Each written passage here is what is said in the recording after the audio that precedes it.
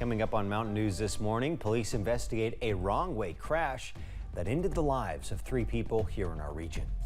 And an Eastern Kentucky Police Department organizes and executes a major drug bust, tackling the drug crisis head-on. Dedicated to Eastern and Southern Kentucky, this is WYMT Mountain News this morning.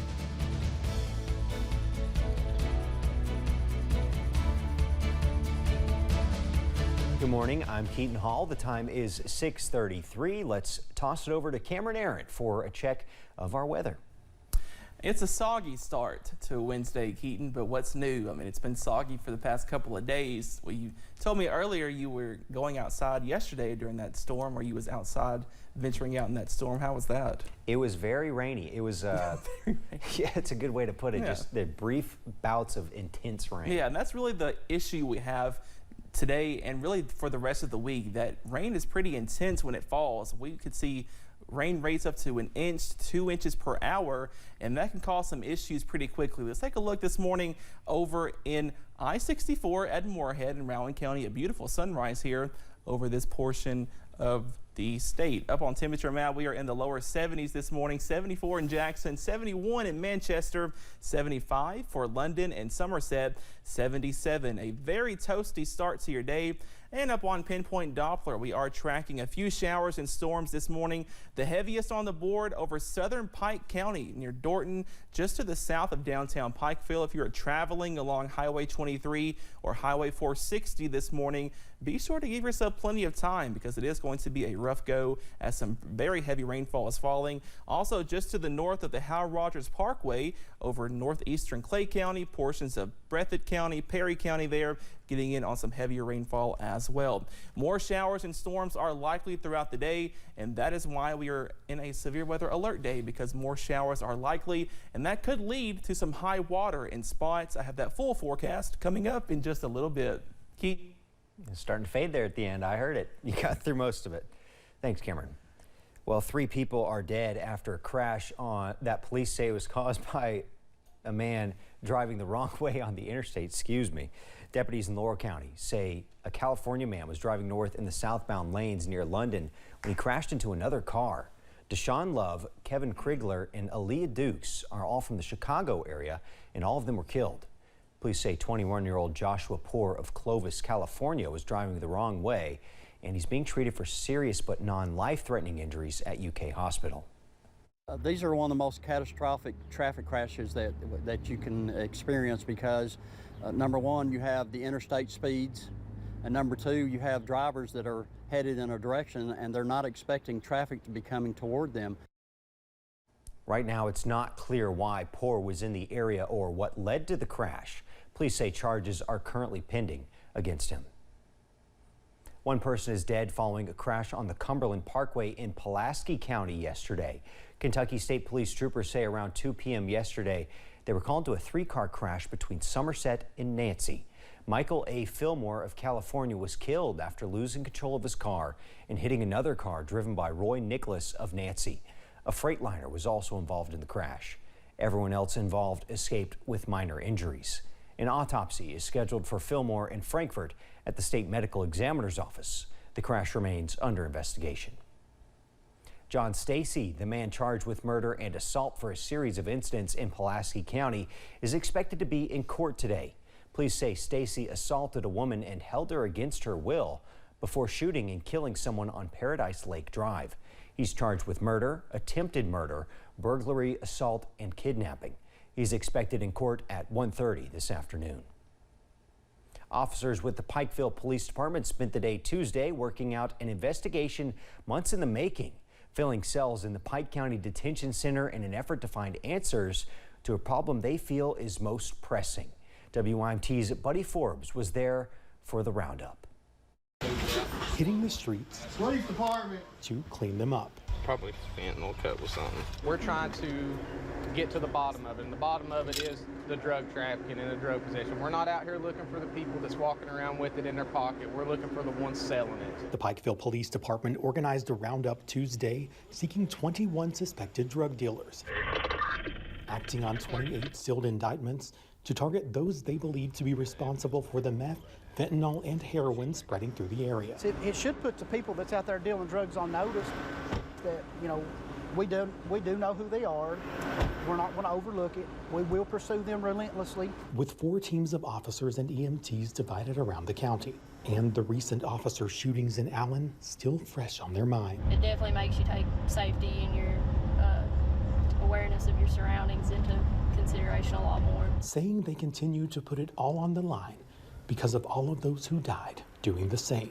We're doing what we're doing in honor of those guys and in honor of Scotty Hamilton that we're out here fighting this fight that we're doing today, and they would do anything to still be here with us, and so we take them with us everywhere we go.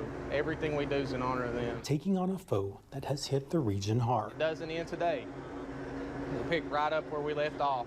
When today's done, it'll start all over again. It never ends. Trying to clean up the place they call home, day by day. You know, use good tactics, use your training, look out for each other, and you know the main thing is that everybody makes it back here safe and gets to go home to their families. While working to get home at the end of the day. In Pikeville, Buddy Forbes, WYMT Mountain News. Chief Riddle says the day was a success and the officers were able to confiscate more drugs and illegal paraphernalia just by working together, due in large part to the months of work that went into getting the information ready for the roundup. There's a fundraiser happening today for a Floyd County deputy injured in that ambush on June 30th. The benefit lunch is planned from 10:30 a.m. to 2 p.m. in front of the old courthouse in Floyd County for injured deputy Darren Lawson. He's been recovering in the hospital since that night. 3 officers and a canine died in that ambush. Shriners Hospital for Children has been around for 96 years, and with the help of donations, officials hope to continue their healthcare services in Lexington for decades to come.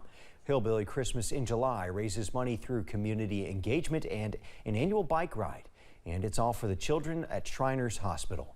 Julia Sanders shows us the impact of the organization's most recent donation. The nonprofit organization Hillbilly Christmas in July just presented the Shriners Hospital for Children a big check, and they hope that they're able to help as many children as they can. The Shriners Hospital for Children serves patients from 5 different states. They help with anything pediatric orthopedic, from a simple bone break to cerebral palsy. Director of Philanthropy at the hospital, Wesley Scott, says it's incredible to see the difference donations like these make for their patients. When you see a patient come in and you see a kid smile who, you know, when they were born 4 or 5 years ago, couldn't walk, and they weren't sure they were going to be able to ever walk. And then after 4, 5, 10 years of treatment, now all of a sudden they're able to, and that's incredibly rewarding. Hillbilly Christmas in July donated $65,000, and with the help from Gearhart Communications, they added another $10,000 towards the donation. And people from the organization say it's a no-brainer when it comes to helping children in need. When you come down to this hospital, I made a few trips before we got Hillbilly Christmas in July started, and when you see the kids, nobody has to tell you what you need to do. You just jump in and do it. Their goal is to raise a total of $1 million within the next 3 years for the organization's 20th anniversary. And the staff at Shriners Hospital is grateful for their generosity. They get to really see the impact of philanthropy on working with kids. We get to see this. This is a great part of my job. I get to do this all the time, which is awesome, and I get to say thank you. In Lexington, Julia Sandor, WKYT. Officials at the hospital say 70% of the funds hospitals use is from philanthropies and donations. A few years ago, the Kentucky Music Hall of Fame and Museum established its Artist in Residence, where the Hall's board selects one Kentucky artist to highlight and to perform at their museum and events for an entire year.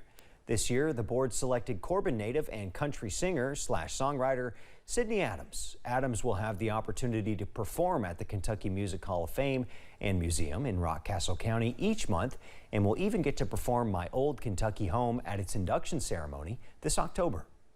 I was very, very excited to have been hand-selected by the board of directors at the Hall of Fame. It's definitely an honor to get to represent the Hall of Fame because of how many Kentucky musicians have been inducted and represent the Hall of Fame as well. So it made me feel really special. In addition to performing at the Kentucky Music Hall of Fame and Museum, Adams will be performing at the Kentucky Food Truck State Competition in Mount Vernon and the Chicken Festival in London this September.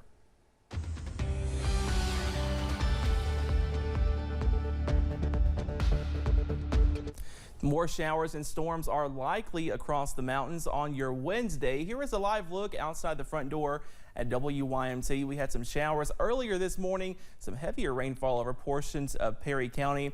Temperatures right now in the lower 70s to middle 70s for most of us. 72 for Pikeville, 73 in Prestonsburg, 74 for Jackson, 77 this morning over in Monticello. Up on Pinpoint Doppler, we do have a few showers and storms that we could talk about. This is over southern Pike County near Dorton, just to the south of downtown Pikeville. If you were traveling along US 460, US 23 this morning, be sure to give yourself plenty of time because this rain is a little bit heavy in spots. And northern Leslie County, just to the north of Hyden here, also some heavier rainfall just to the north of the Hal Rogers Parkway. We do have a flood watch in effect for the entire area, and this will be until 8 o'clock tonight, but I do have a feeling this will be extended further because of more rain on Thursday and Friday. We'll talk all about it coming up in just a little bit. Keaton. Thanks, Cameron, and thank you for joining us. The time is now 6:44. Still to come on Mountain News this morning. The federal government launches a new tool to help people here in the U.S. plan for some brutal heat.